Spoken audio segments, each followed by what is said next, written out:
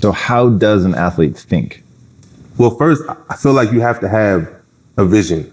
You have to set big goals for yourself. I tell people all the time, we hear, set obtainable goals that you can go after. But I honestly believe that you have to set big goals in life. And I compare it to the Olympics with the high jump.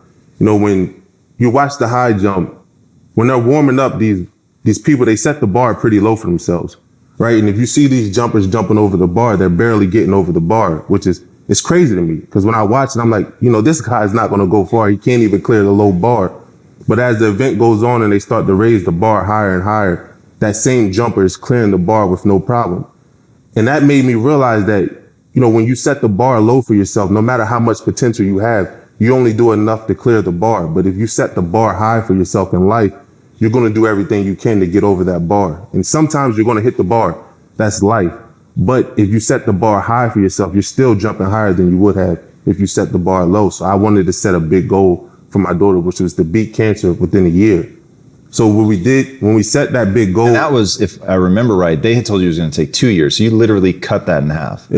If it was successful, it would take 2 years. We didn't even know if she was going to be able to beat this disease. But I knew if we broke that 2 year down in half, then we would work harder. What we did when we set that big goal is we broke it down into smaller goals. So every time that she went in for chemo for 5 days, she would have a 21-day break in between.